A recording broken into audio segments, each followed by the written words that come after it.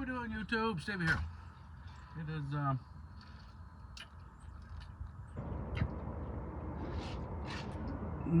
Wednesday, the 13th.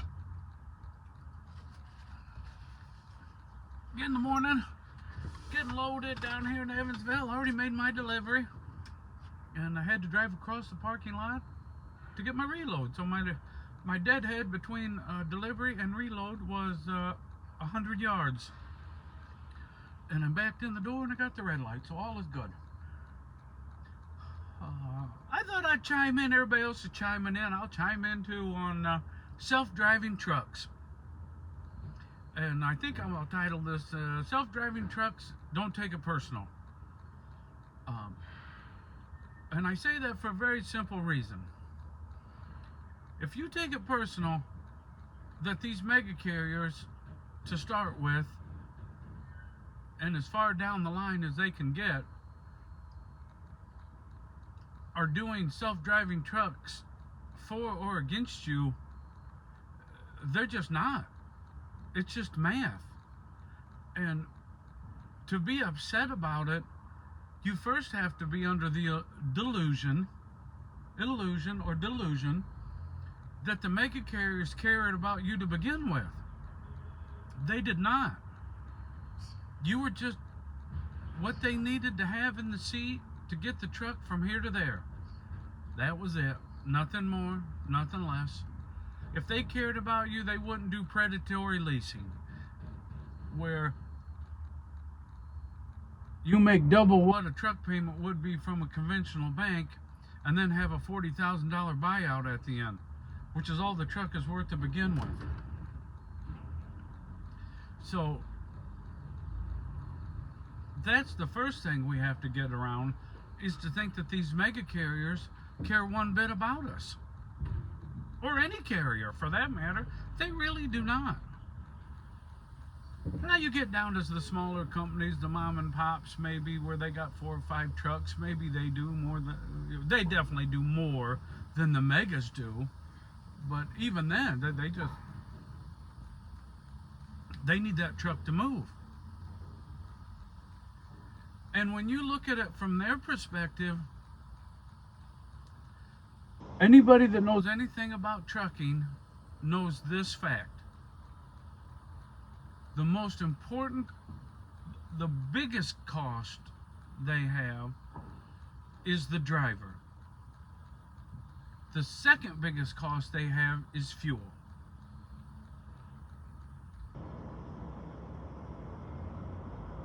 Maybe third when you get down into equipment. So if you look at those things, and if they put have a self-driving truck, they just eliminated 30% of their cost. On top of that, they may have helped with fuel, because an autonomous truck doesn't care if it goes 62 miles an hour or if it goes 68 miles an hour. It's just as happy to go 60 as it is to go 68. It does not care, because of the fact that it's going to be driving 20 hours a day. You figure it's going to have to stop and get fuel. It's going to stop and have to, get the trailer unloaded or dropped, and so that power unit, it can just purr right along, and maximum fuel efficiency. What else? Now they don't have these on these first ones, I'm sure, but as they evolve these things, what else is that truck gonna not have to have? It's not gonna have to have a sleeper. It's not gonna have to have air conditioning. It's not gonna have to have APU units. All of those things are gonna make that power unit lighter and cheaper. So, just from a math standpoint, it's a no-brainer to put to get rid of the driver if they can. Like I said, don't take it personal. They didn't care about you personally before. Now, the way I see the kind of future going, I don't know, I'm just speculating as well as everybody else, is where you're going to start to see these things really get implemented. First thing will be down south where the roads are good and dry and the weather's pretty good. But then as they get more sophisticated, they'll move them up north. But I think they'll be more like a shuttle system, like a big Schneider or something like that, or JB Hunt or any of them. What they'll do is they'll just set up hubs at their terminals or at outside of big cities or big freight locations. They'll just have hubs set up. The autonomous truck, it won't go to a shipper and receiver. It's going to go to that hub, drop its trailer. There'll be somebody there making $20 an hour that puts fuel in 20 of them an hour, and or whatever comes in, he's gonna put fuel in them, and they'll drop the trailer at a spot. That autonomous truck will come in, drop a trailer in a location, drive itself over to the fuel inspection station. There'll be a guy there making, like I said, making $20 an hour. He'll put fuel in it, kick the tires, make sure the lights are working, everything, hook it up to the laptop, make sure everything's okay, and then it'll drive itself back over to a spot in the yard where it'll back underneath a trailer. Maybe a yard guy will have to hook the airlines up for it, and off it'll go, and it'll just go back and forth from, let's just say, Chicago to Dallas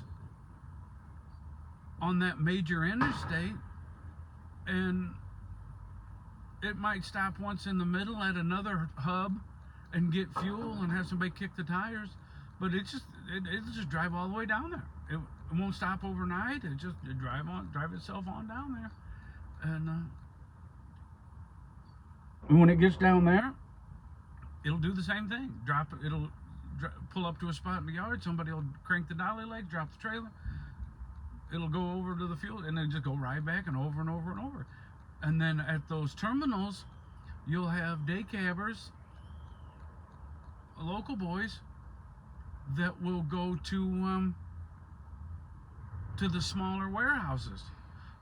The big warehouses, like the Frito-Lays and the Coca-Colas and the beer, the bigger warehousing companies, they'll just have their own spot. That autonomous truck will just drive right into a similar situation. It'll drive into the parking lot at that big warehouse. There'll be a guy there that'll drop the trailer. A spotter will come hook up to it. It'll see where it'll be another spot. It pulls over and grabs a loaded or an empty, and it'll just head back to its next, either a new spot or its same spot. And it'll just keep doing that loop all the time. And we'll be day cabbers doing local work. So it's the change is coming. We can't stop it. The math is too overwhelming. You just can't. You can't stop it. The secret, what you need to do, is how do you prepare for that situation when it gets here? We've got time. We've got a few years before. It's going to come faster than you think, but it's not going to be here tomorrow. So you have to have yourself in position to make your next move. But you need to be thinking about it now, especially if you're a younger guy. I'm 58. I will be 58 in a month. Not quite a month. I probably skate through. I'll probably be all right. But if I'm 20 or 30, you ain't going to make it in this. You won't have a career in this, doing what you're doing now, over the road kind of stuff. So anyway, all right, everybody. God bless. Hope everybody had a great day. And I'm sure there's more to come on the autonomous truck front, but I would say we'll cross the bridge when it gets here, but the bridge is here. So all right, talk again soon.